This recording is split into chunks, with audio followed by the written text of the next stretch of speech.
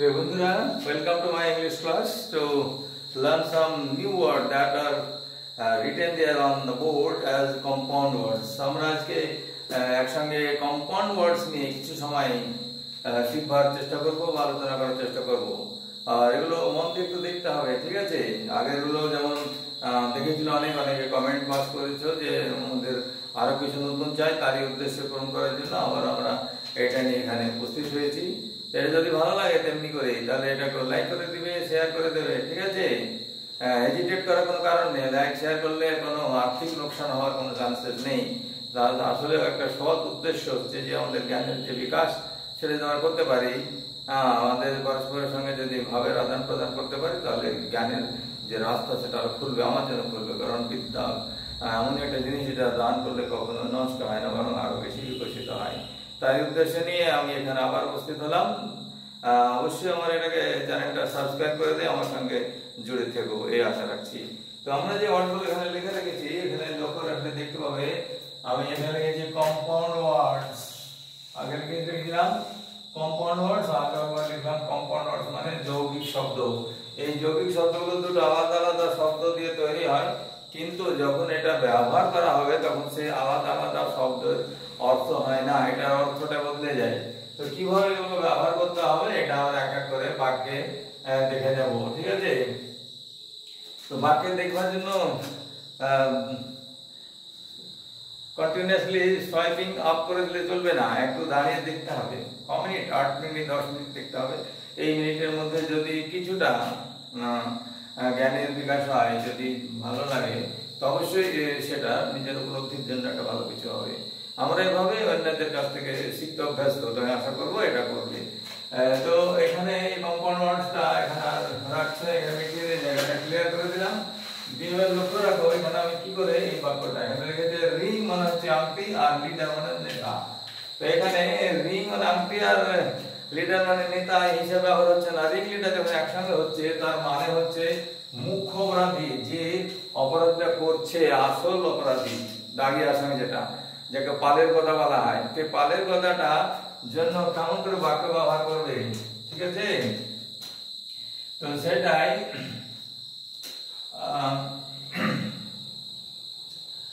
এখানে যদি সেন্টেন্স লিখি, এখানে বাক্যটাকে 1 নম্বরটায় দ্য প্রাইম সাসপেক্ট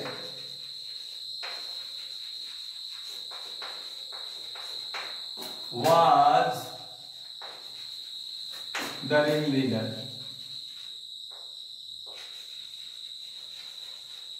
কোন একটা অপরাধ হয়েছে, কোথাও একটা জঘন্য অপরাধ হয়েছে, নৃশংস হত্যাকাণ্ড হয়েছে, সেখানে অনেকগুলো সাসপেক্ট করা থাকে, সন্দেহজনক ব্যক্তিকে ধরা হয়। তার মধ্যে প্রাইম প্রথম যেটাকে, তাকে বলা হচ্ছে রিংলিডার। বলছে যে ব্যাপারটাকে পরিচালনা করেছে, পর্দার আড়াল থেকে করতে পারেছে, এবং সেটাকে পুরো তারই মাথা থেকে এটা প্রস্তুত হয়েছে কিভাবে ওই মহিলা ডাক্তারটাকে তাকে ধরতে হবে, তাকে শ্বাসরোধ করতে হবে, তারপর তাকে অত্যাচার করতে হবে এবং তাকে খুব নৃশংস অত্যাচার করে মেরে ফেলতে হবে, যাতে অনেক গোপন রহস্য বেরিয়ে না পড়ে। এগুলো যে ভেবেছে সে হচ্ছে রিং লিডার।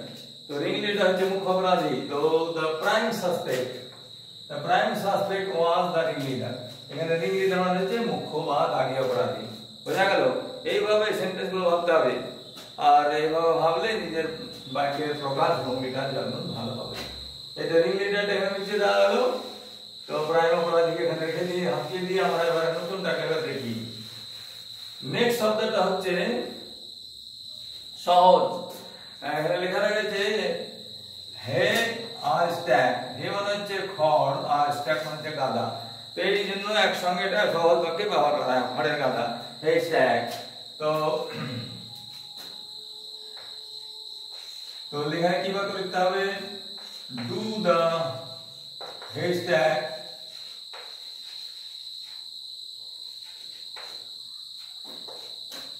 during sunshine.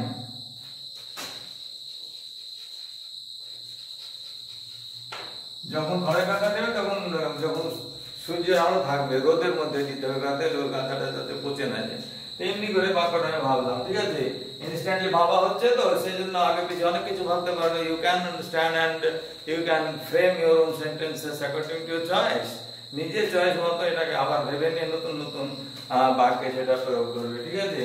তো এখানে হেস্ট্যাগটা মানে হলো খড়ের গাদা, এই সেন্টেন্স এখানে লেখা আছে হেস্ট্যাগ ডু দ্য হেস্ট্যাগ ডিউরিং সানশাইন, সূর্যের আলো যখন আছে তখনই করবে। তো দ্য সান ইজ শাইনিং লিখতে হবে কিন্তু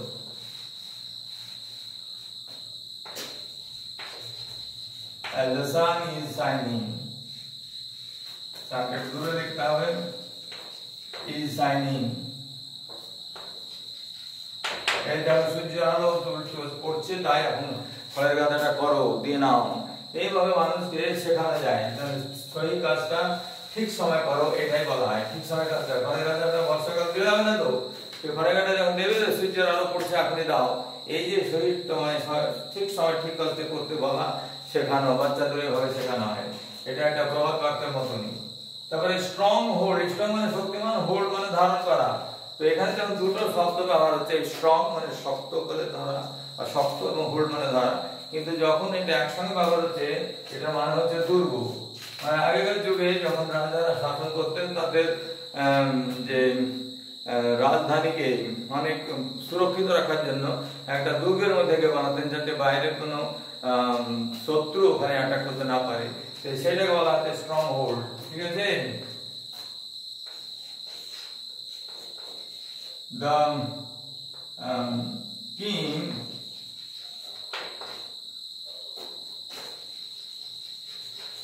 built his stronghold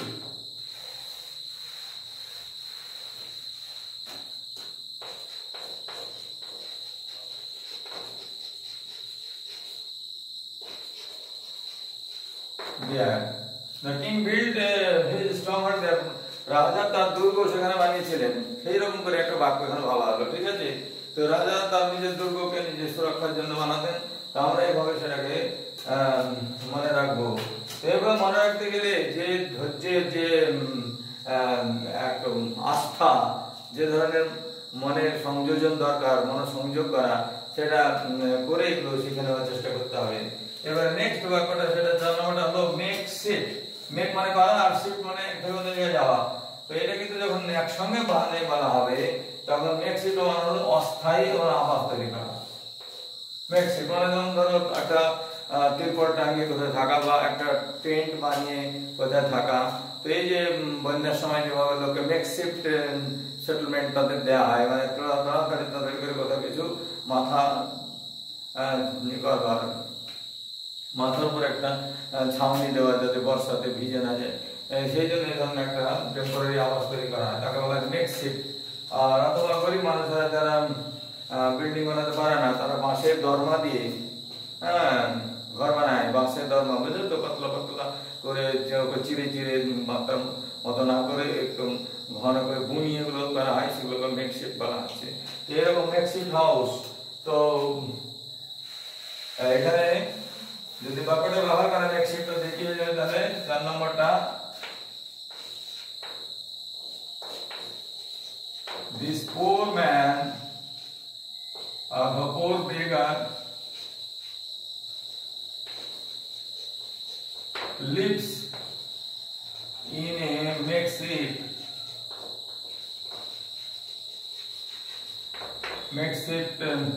slum or makeshift house, cottage লিখলে হবে অথবা হাট লিখলে হবে।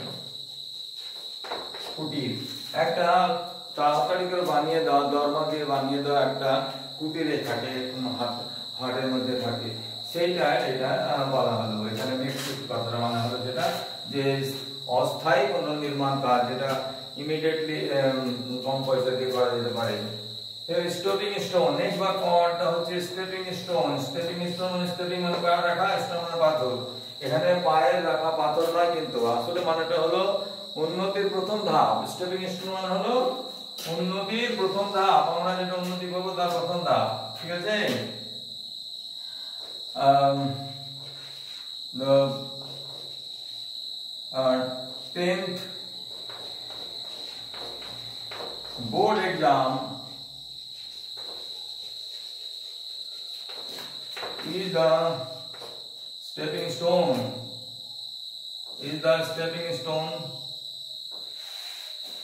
for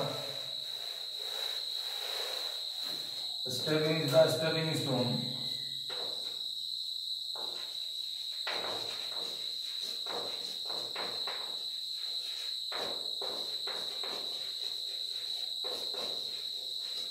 for the students.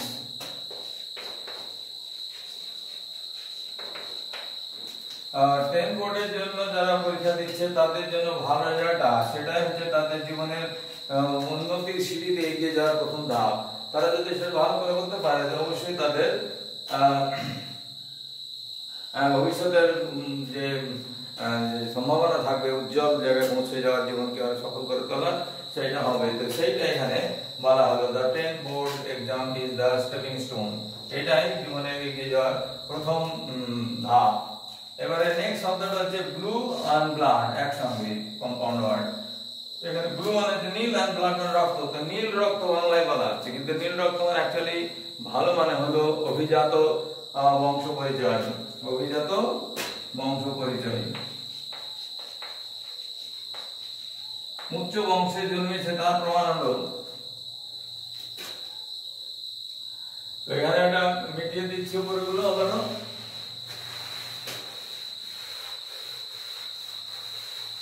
এটা হচ্ছে 6 number. He had a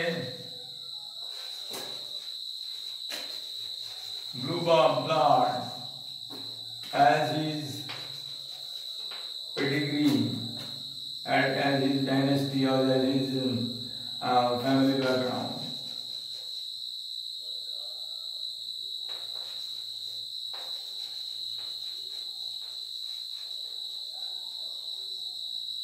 Family background.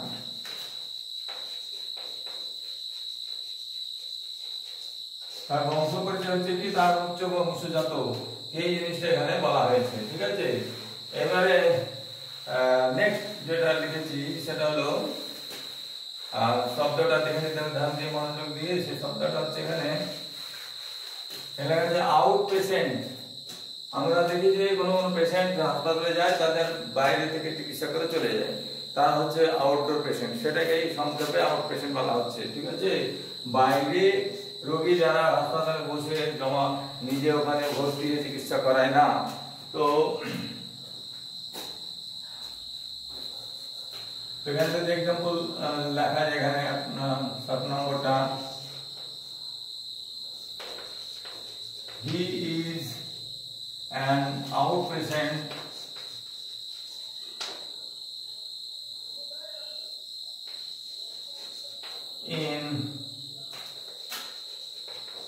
in a hospital. সে একটা হাসপাতালের বাইরে রোগী, মানে যারা বহিরাগত রোগী তারা এখানে চিকিৎসা করি আবার বাড়ি ফিরে যায়, সেটা হলো আউট পেশেন্ট। বোঝা গেল? এবারে সিবলিং, সিবলিং কথাটা মানে হলো সহোদর ভাই বোন, যারা একসঙ্গে একই মা বাবার পেটে জন্মগ্রহণ করেছে, একই মা বাবারই সন্তান। তো 8 নম্বর হলো সিবলিং। তো আই হ্যাভ মানে সহোদর ভাই বোন যারা একসঙ্গে একই মায়ের পেটে সন্তান। তো আই হ্যাভ 2 siblings, আমার 2 ভাই বা বোন রয়েছে এক্সট্রা আরো আমার ছাড়াও। তো আমি ছাড়াও আরো 2 জন আছে, তার আই হ্যাভ 2 siblings। তো ওগুলো হচ্ছে সহোদর ভাই বোন। তো এখানে বলার দরকার নেই যে ভাই অথবা বোন, 2 siblings বললে 2 জন ভাই অথবা বোনকে বোঝানো হয়। বোঝা হলো এটা?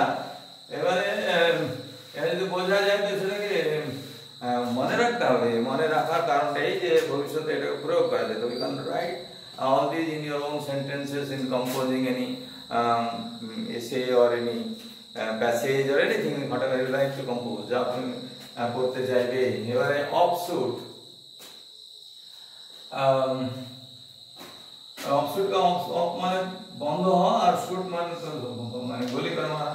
এখানে অন্য কোন স্থানে ভাগ হওয়া, অন্য কোন স্থানে ভাগ হয়ে চলে যাওয়া। তো The club members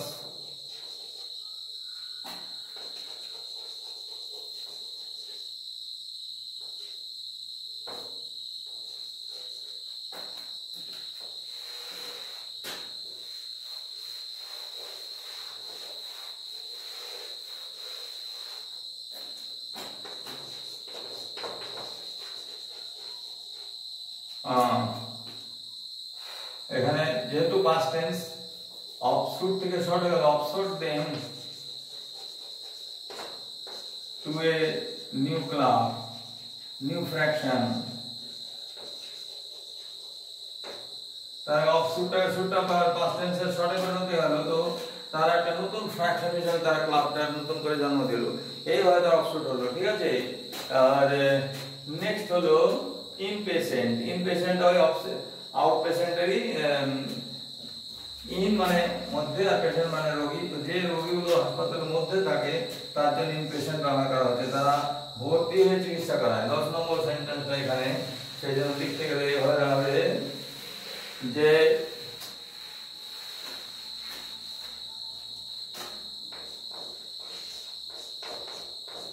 I am undergoing my treatment here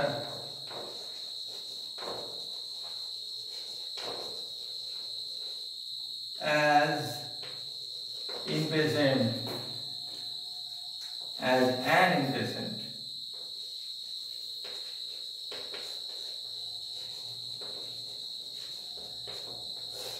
আমি এই হাসপাতালে হেয়ার বলতে কোন একটা হাসপাতালের কথা বলা হচ্ছে যে আমি এই হাসপাতালের একজন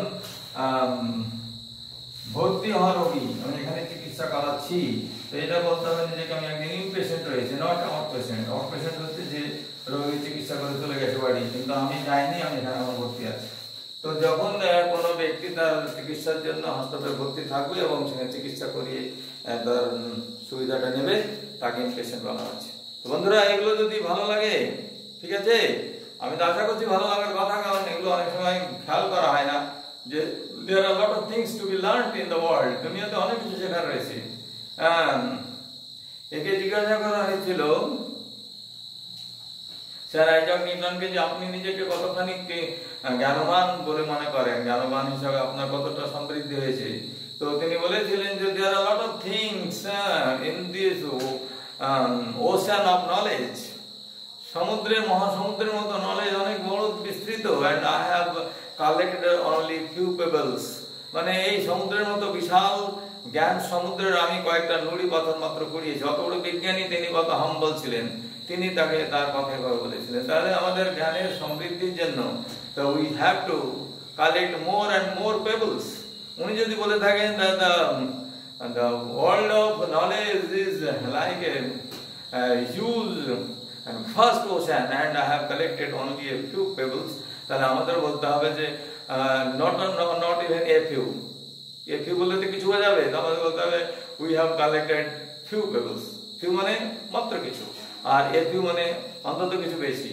তো আমরা এই few থেকে few যাব তবে আমাদের বিকাশ হবে অগ্রগতি হবে এইটা যদি করতে পারে তো নিশ্চিতভাবে জ্ঞানী হিসাবে নিজেকে প্রতিষ্ঠিত করে এই পৃথিবী থেকে বিদায় নেব এবং বিদায় নেওয়ার আগে পরিচয়টা রেখে যাবে যে হ্যাঁ আমিও কিছু জানতাম ঠিক আছে আমিও কিছু জানতাম এটা পরিচয়টা রেখে যাওয়ার উৎপ্রেরণা যেটা ভিতর থেকে ইন্সপিরেশন বাংলাতে এটাকে প্রেরণা বলা হয় হিন্দিতে বলা হয় উৎপ্রেরণা মানে the urge that is coming from within the heart হৃদয় থেকে যে আগ্রহটা আসে যে আমার তো আমার পরিচয় রেখে যেতে হবে এটা করে যেতে হবে ঠিক আছে ভাইরা বন্ধুরা বোনেরা দিদিরা please subscribe my channel so that I can be connected with you in the due course to go through some other matters in the same manner এভাবে আবারও অন্যান্য কোনো ভিডিওতে উপস্থিত হব এবং আবারও কিছু কথা হবে আজকের মতো এখানেই টানছি সবাই ভালো থেকো আর উৎসাহের সঙ্গে জ্ঞান অর্জন করো যে কোনো কাজে লাগবে এটা